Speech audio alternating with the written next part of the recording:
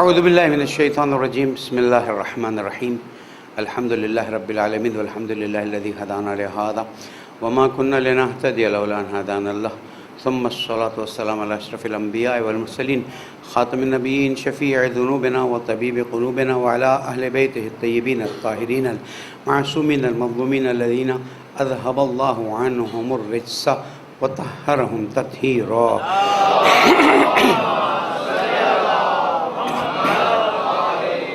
مومن کرام السلام علیکم ورحمۃ اللہ وبرکاتہ. اوصیکم و نفسی بتقوی اللہ و نظم امرکم. پہلے اپنے آپ کو پھر آپ سب کو اللہ کی پرواہ کیجیے، اللہ کا احترام کیجیے، اپنی امور کو منظم کیجیے، یہی کامیابی کا راستہ ہے. پالنے والے تجھے محمد آل محمد کا واسطہ ہم پر رحم فرما، ہمارے ملک پر رحم فرما، ہمارے اسیروں کو آزاد فرما. درود پڑھ دیں محمد و آل محمد.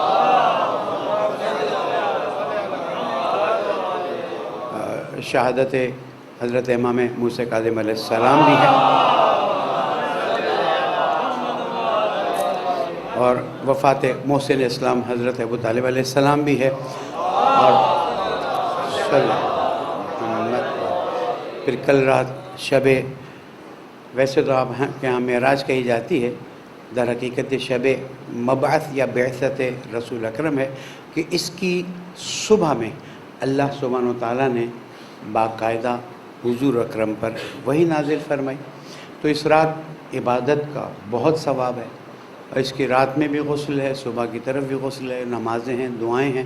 27 کے دن کا روزہ بہت ثواب ہے، اور کوشش کیجیے اس رات کو عبادت کیجیے. یہاں پر بھی اعمال ہوں گے، قرآن سینٹر میں بھی ہم نے پروگرام رکھا ہوا ہے جتنا ہو سکے، اس لیے کہ حالات وہ ہیں کہ جس میں دعا کے علاوہ کوئی راستہ نظر نہیں آتا ہے. اور ہم تو ان شخصیتوں کے ماننے والے ہیں کہ جنہوں نے سخت ترین حالات میں بھی اللہ تعالیٰ سے اپنا رابطہ مضبوط رکھا. پہلے حضرت ابو طالب علیہ السلام پر 2 جملے 4 جملے عرض کرتا چلوں، انشاءاللہ کبھی مفصل اور موقع ملے گا. بات یہاں سے شروع ہونی نہیں چاہیے تھی، زبان پہ آگے تو کرتے چلوں کہ اگر صحابہ کا احترام اتنا کرتے ہو تو رسول کی ناموس کا احترام کب کرو گے؟ ایک بل ایسا بھی آنا چاہیے کہ جس کو ہم ناموس مصطفیٰ کا نام دیں، کیونکہ حضرت ابو طالب علیہ السلام ناموس مصطفیٰ ہیں، حضرت عبداللہ ناموس مصطفیٰ، اجداد رسول اکرم ناموس مصطفیٰ ہیں. اور اگر کوئی نامراد ان کو خدا نہ خواستہ ایسی بات کہتا ہے تو آپ کو پتہ ہے اصحاب کے لیے آپ 10 سال قید کہہ رہے ہیں نا، اس پہ تو ابھی بات چل رہی ہے، اور ظاہر ہے کہ ہم اس پہ اپنا سٹینڈ لیے ہوئے ہیں. اور الحمدللہ ہم نے اپنے گفتگو دوسرے خطبے میں بتا دوں گا، ناموس مصطفیٰ یعنی توہین رسالت اور توہین اہل بیت کی سزا صرف موت ہے. آپ دیکھیں باقی چیزیں کوئی شریعت سے ثابت نہیں ہے، لیکن توہین رسالت اور توہین اہل بیت کی سزا 3 سال 5 سال 2 سال نہیں ہے، ڈائریکٹ موت کی سزا ہے. اور ایسے اس میں ہم کہیں ایسا قانون نہیں دیکھتے، بلکہ قانون وہ دیکھتے ہیں کہ جو پھر میں دوسرے خود میں بیان کروں گا. تو حضرت ابو طالب علیہ السلام کو اللہ سبحانہ و تعالیٰ نے وہ فضیلت بخشی جو ان کے بیٹے کو بھی نہیں بخشی. اب یہ یہاں پر مولا کائنات کی شان میں کمی نہیں کر رہا، لیکن جو مولا کائنات کے والد کی شان میں کمی کرتے ہیں ان کو بتانا چاہتا ہوں کہ والد نے اپنے فرزند کو عمل کر کے بتایا کہ اسلام کی بھی حفاظت کرنی ہے اور رسول اکرم کی بھی حفاظت کرنی ہے. اور یہ ان کا اسلام پر وہ احسان ہے، ورنہ تم شان رسالت میں توہین کر جاؤ گے. میں نقطہ عرض کرتا ہوں. شاب ابی طالب سے باہر نکلے، جناب خدیجہ بھی رحلت فرما گئی، جناب ابو طالب علیہ السلام بھی رحلت فرما گئے. آپ کہتے ہیں آپ تو اپنے بزرگوں کا بھی غم نہیں مناتے. آپ بات کسی اور طریقے سے شروع ہو گئی، ہٹ نہیں. آپ اپنے بزرگوں کا بھی غم نہیں مناتے، بلکہ اب شروع کر رہے ہیں کہ یہ غم منا لو، یہ غم منا لو، یہ غم منا لو. مناؤ تاکہ پتہ چلے جو تم پہلے بدعت کہتے تھے اس کو عبادت کہتے ہو. ہم تو ہمیشہ سے عبادت کہہ کے ہی غم مناتے رہے. حضور اکرم نے یہ تمام تاریخوں میں لکھا ہوا کہ جب ان دو ہستیاں سہارا تھی نا رسول اللہ کی طرف سے, کوئی جملہ غلط نہ لیا جائے, اللہ نے دو سہارے دیے, ایک جناب ابو طالب علیہ السلام کو اور جناب خدیجہ سلام اللہ علیہ. اور جب تک وہ تھے آپ مکے میں رہے, جب یہ دونوں گئے تو آپ نے مکہ بھی. تاریخ کو اہل بیت سے لو, تاریخ کو شامیوں سے مت لو. جب اہل بیت سے تاریخ لوگے تو پتہ چلے گا. حضور اکرم نے عام الحزن کیا کافر کے لیے نعوذ باللہ استغفر اللہ اعلان کیا تھا؟ کیا یہ شان رسالت میں توہین نہیں ہے جب تم کہتے ہو کہ مثلاً اس نے کلمہ, اس کی سند بھی تم خود اہل سنت کہتے ہو کہ جس سند سے وہ بات آئی ہے وہ سند بھی صحیح نہیں ہے, اور جس کا نام اس سند میں موجود ہے اس کا بغض معلوم ہے. مجھے نہیں معلوم رسول اکرم نے یہ بات کیوں کہی, اس وقت سمجھ نہیں آتی تھی, اب سمجھ آتی ہے. یا علی لا یحبک الا آپ بھی تو بولا کریں لا یحبک الا المومن ولا یبغضک الا کافر نہیں کہا. کافر کہہ دیتے کہ علی تجھ سے محبت نہیں رکھے گا مگر وہ جو کہ اللہ پر ایمان رکھتا ہے, اور تجھ سے بغض نہیں رکھے گا مگر وہ کافر نہیں کہا, مگر وہ جو ہاں زور سے آواز آنی چاہیے نا, کیوں ایف آئی آر سے ڈر ابھی سے شروع. منافق کا لفظ استعمال کر کے بتا دیا کہ جو کوئی بھی میرے مولا سے بغض رکھے گا اس کا اسلام سے کوئی تعلق. درود پڑھ دیں محمد. کافر وہ نہیں جس کو مولوی دیوار پہ لکھے, کافر تو وہ ہے جسے خدا قرآن میں کہے. جن کے نام پہ ایف آئی آر کٹی ہے سورہ حجرات میں, جن کے اوپر لعنت کی گئی سورہ احزاب میں, محمد آل محمد بلند تر صلوات. اللہ صلی علی محمد وآلہ. تو گرامی, ہمیں تو فخر ہے کہ ہم قیامت میں حضرت ابو طالب علیہ السلام کی شفاعت مانگیں گے. ممکن نہیں ہے کہ رسول اکرم مولا کائنات شفاعت کریں. مومن کے لیے شفاعت آئی ہے, ان کے لیے نہیں آئے گی, اور اگر وہ شفاعت نہیں کرتے تو ہمیں شفاعت نہیں چاہیے. درود پڑھ دیں محمد.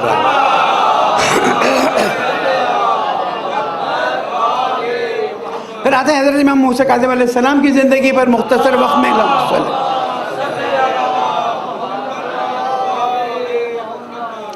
ہم آج مسلمانوں سے سوال کرتے ہیں کہ ایک جے آئی ٹی بنائی جائے. آج کل طریقہ جے آئی ٹی کا ہے. ایک جے آئی ٹی بنائی جائے, اس جے آئی ٹی میں یہ تحقیق کی جائے کہ جس کو رسول نے اپنی آل قرار دیا ان کے خلاف امت نے کیا کیا کیا. اس جے آئی ٹی میں پہلی تحقیق یہ ہونی چاہیے کہ آیا جناب زہرا کا حق چھینا گیا کہ نہیں چھینا گیا. اس جے آئی ٹی میں یہ پوچھا جانا چاہیے کہ آیا دروازے کو جلایا گیا کہ نہیں جلایا گیا. اس جے آئی ٹی میں پوچھا جائے, تحقیق کی جائے کہ مولائے کائنات کو 25 سال کس طرح سے رکھا گیا اور کیوں رکھا گیا.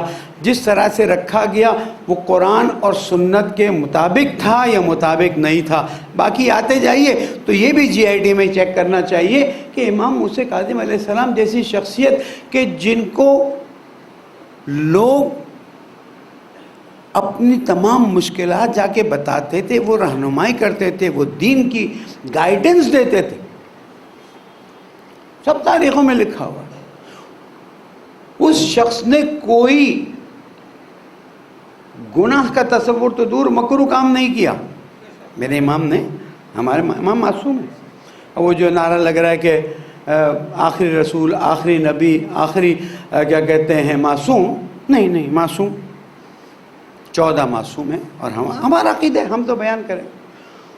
کیا ایسا مسئلہ تھا کہ اس نورانی روحانی مقدس متقی شخصیت کو تم اتنے طولانی عرصے زندان میں رکھتے ہو کیا؟ اس موقع پہ میں دعا کروں گا کہ پالنے والے ہمارے برادر، ہمارے دوست مولانا ناظر تقی اور تمام بے گناہ اسیروں کو جلد از جلد آزاد فرما دیں. اس کے لیے ایک بلند درود چاہیے.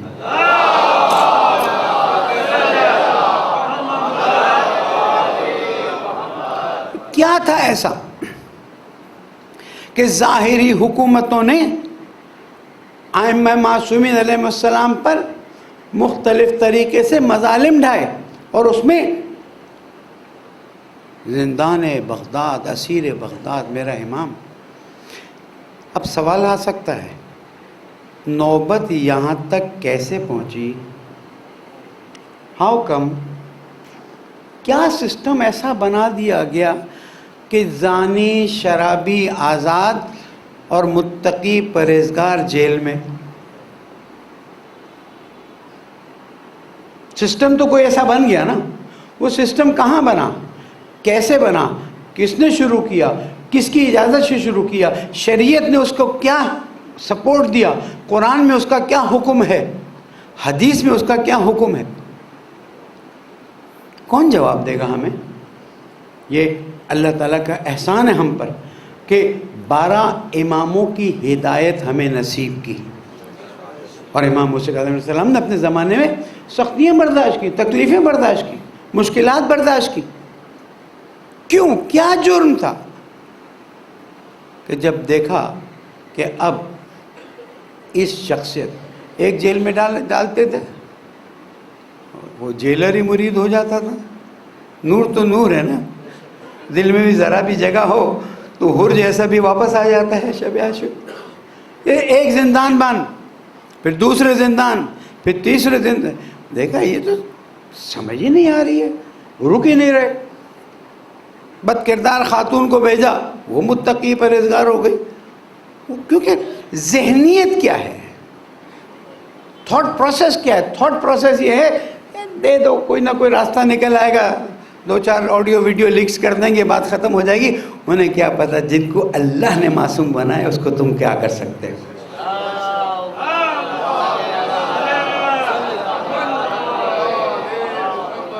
بس گرامی افسوس اس بات پر ہوتا ہے کہ بجائے اس کے کہ ائمہ معصومین سے ہدایت لی جائے، بجائے اس کے کہ ائمہ معصومین علیہ السلام کو وہ مرتبہ اور مقام دیا جائے جو ان کا حق تھا، مولا کائنات سے شروع کرتے ہیں اور نیچے تک. کبھی زہر دیا جا رہا ہے، کبھی شہید کیا جا رہا ہے، اور پھر تاریخ کو مسخ کیا جاتا ہے.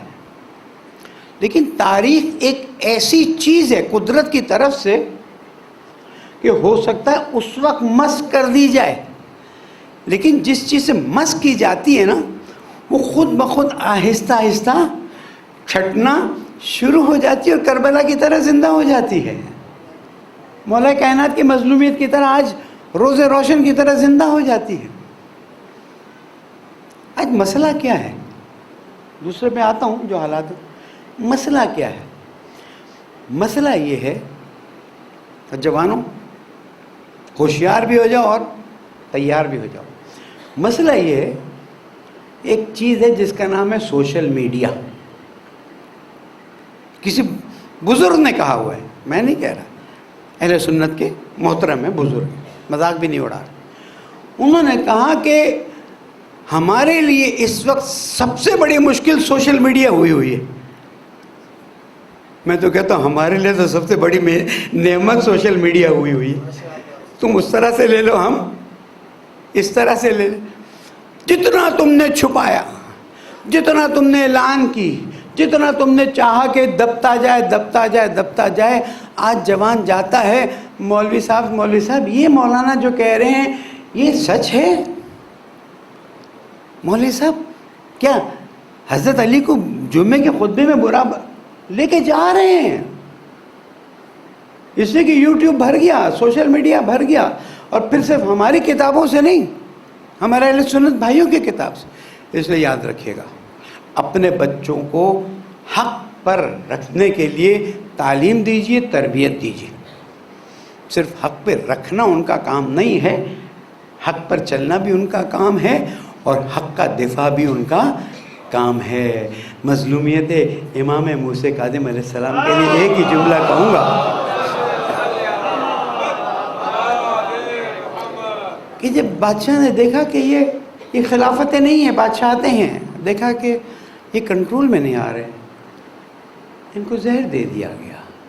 اور زہر دینے کے بعد بھی کچھ لوگوں کو بلایا گیا کہ دیکھیں بھائی یہ زندان میں صحیح ہے، سالم میں کوئی مشکل نہیں ہے۔ امام علیہ السلام نے وہیں سے آواز دی کہ لوگوں، ابھی جو مجھے کہہ رہے ہیں صحیح سالم ہے، اسی وقت مجھے زہر دیا گیا ہے اور اب میں زندہ نہیں بچوں گا۔ اور پھر عجیب حالت ہے کہ امام علیہ السلام کے بدن کو، جس طرح کربلا میں سید الشہداء کے بدن کو مٹی پہ رکھ دیا گیا تھا اور ایک عجیب صورتحال ہوئی تھی، امام کے بدن کو زندان سے نکالا گیا اور پل بغداد پہ جا کے رکھ دیا گیا۔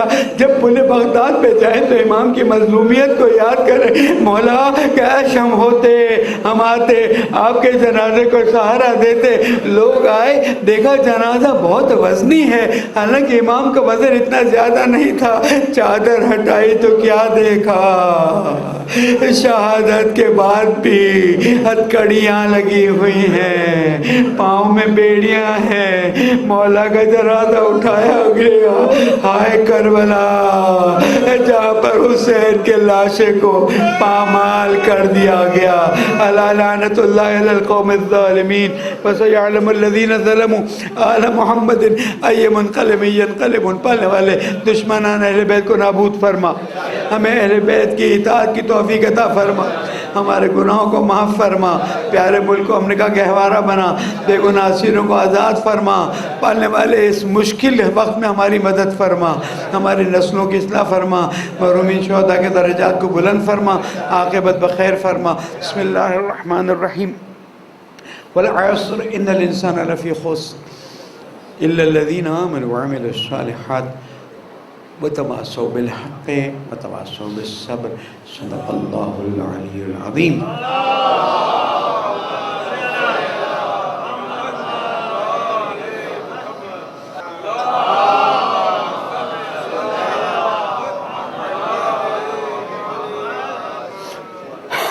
اعوذ باللہ من الشیطان الرجیم، بسم اللہ الرحمن الرحیم۔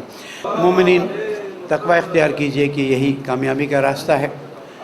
جیسے ہی ہمیں مولانا ناظر کی خبر ملی، شاید واقعے کے 10 منٹ بعد ہی قائد محترم سے رابطہ کیا رات 12 بجے، اور پھر پوری رات رابطے میں رہے۔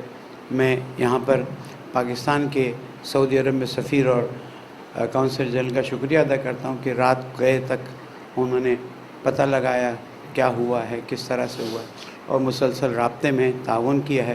میں حکومت پاکستان کے بعض وزراء کا نام لیے بغیر شکریہ ادا کرتا ہوں کہ انہوں نے تعاون کیا ہے، اور انشاءاللہ ہماری کوشش جاری ہے۔ آپ لوگوں سے درخواست ہے کہ ہر نماز کے بعد ہمارے اس بھائی ناظر تقوی کی آزادی کے لیے دعا کیجیے، درود پڑھ دیں محمد والے۔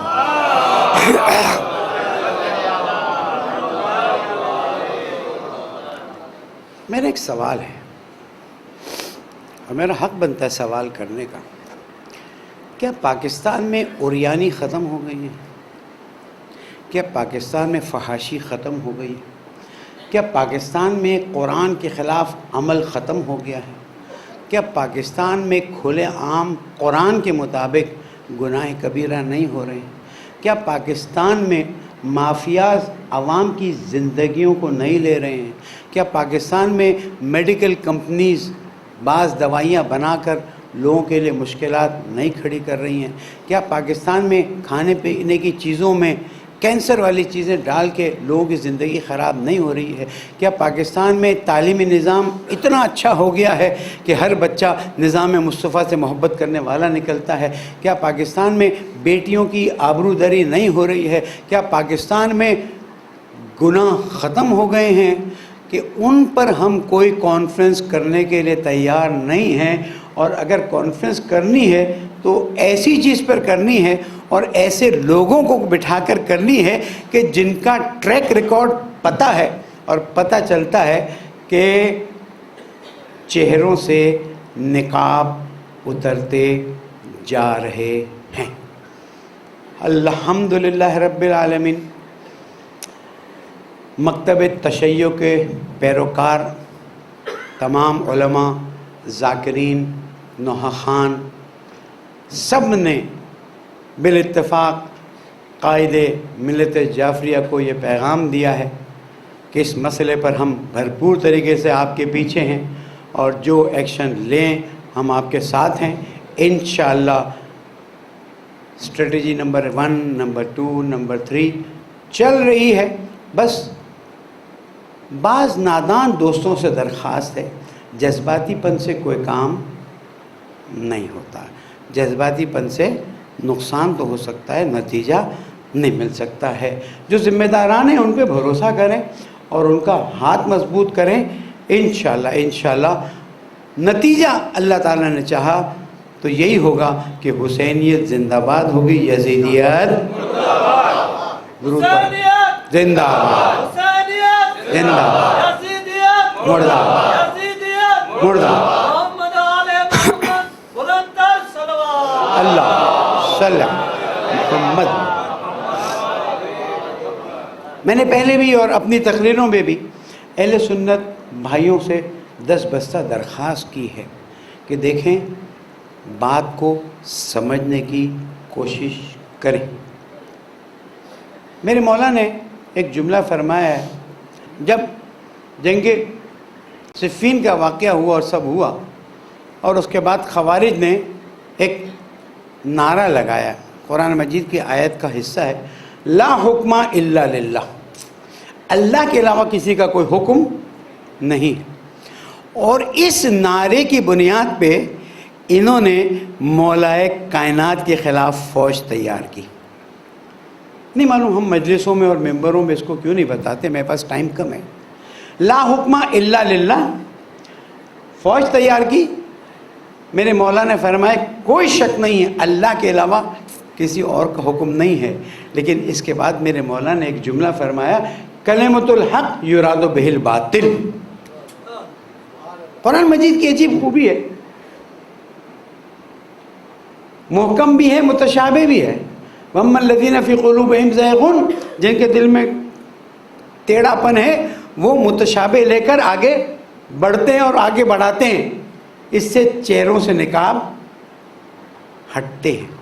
میرے مولانا نے فرمایا جو کہہ رہے ہیں جملہ وہ بالکل صحیح کر رہے ہیں، جو مراد لے رہے ہیں وہ باطل لے رہے ہیں۔ میں آپ کو بتاؤں، کوششیں آج سے نہیں، کربلا کے بعد سے جاری رہی ہیں کہ کسی طرح سے کربلا پر پردہ ڈال دیں، کربلا پر مٹی ڈال دیں، کربلا کو اگر روک نہیں سکتے تو کم از کم کمرنگ کر دیں۔ لیکن یہ جناب زہرا کا معجزہ ہے کہ جتنا روکنے کی کوشش کی گئی، جتنا روکنے کی کوشش کی گئی اندر سے بھی باہر سے بھی، اتنا کربلا زیادہ زندہ ہوتی گئی ہے۔ اس میں ہمارے لیے کوئی شک کی گنجائش نہیں ہے، اور اس میں لوگوں نے جانیں بھی دی ہیں، قربانیاں بھی دی ہیں، ہاتھ پیر بھی کٹائے ہیں، جو کچھ کیا ہے۔ زیارتوں پہ جاتے ہیں، پتہ ہے کتنی تکلیفیں ہوتی ہیں۔ آج جب آسائش سے جاتے ہیں تو اتنی تکلیفیں، جب تکلیفیں ہوتی تھیں تب کیا ہوتا تھا۔ میں اہل سنت بھائیوں سے ایک بات پھر کہہ دوں، اگر ہم نے جو موقف اپنایا ہے اس کو آپ سمجھ لیں تو آپ کو بات پتہ چل جائے گی کہ یہ اس بل کے ذمے ان لوگوں کو مقدس بنانا چاہتے ہیں جن کو اسلام نے مقدس نہیں بنایا ہے، جن کو اسلام نے مقدس نہیں بنایا ہے، اور پھر اس کے ذریعے تاریخ پر مٹی ڈالنا چاہتے ہیں۔ آج آپ لکھ کے دے دیں کہ جناب ہمارا عزاداری سے، کربلا سے کوئی واسطہ نہیں ہے، آپ کا مسئلہ ہی ختم ہو جائے گا۔ نہ امریکہ کو پرابلم ہے، نہ اسرائیل کو پرابلم ہے، نہ ہندوستان کو پرابلم ہے۔ آپ کا پرابلم صرف یہ ہے کہ نہ آپ علی ولی اللہ چھوڑنے کے لیے تیار ہیں، نہ عزاداری چھوڑنے کے لیے تیار ہیں۔ جب یہ چھوڑنے کے لیے تیار نہیں ہیں تو پھر قیمت دینے کے لیے تیار ہونا ہوگا۔ یہ قیمت دینا ہمارا وظیفہ بنتا ہے۔ اب قیمت کیا دی جائے گی، کیسے دی جائے گی، کون طے کرے گا؟ یہ آپ کا وظیفہ نہیں ہے، یہ قیادت کا وظیفہ ہے۔ اور انشاءاللہ جو ہمارے اندر بیٹھ کر بھی مولا کائنات کی فوج میں بیٹھ کر انہوں نے صفین میں کیا نہیں کر دیا، تو ہمارے گھر اندر بیٹھ کے بھی کوئی کرتا ہے تو کرے، خوش رہو، اس لیے کہ وہ مکر اللہ واللہ خیر الماکرین، وہ اپنی چال چلتے ہیں اور اللہ اپنا راستہ اختیار کرتا ہے، اور اللہ کا راستہ تو بہترین راستہ ہے۔ صرف منفی پہلو سے اپنے آپ کو بچائیں، اس لیے کہ اس میں اہل سنت کا کوئی کردار نہیں، کوئی ہاتھ نہیں ہے۔ کچھ لوگ ہیں جو پہلے بھی نکلے تھے، لیکن پہلے کہا جاتا تھا ہاں یہ کرتے ہیں، ہم روکتے ہیں، اب پردہ ہٹا کر ان کے چہرے اور چہروں سے پردہ ہٹانے والے سامنے آ گئے ہیں۔ انشاءاللہ جب تک اللہ تعالیٰ چاہے گا حسینیت زندہ باد رہے گی، یزیدیت ہمیں اس میں کوئی کسی قسم کی پرابلم نہیں ہے۔ درود پڑھ دے محمد والے۔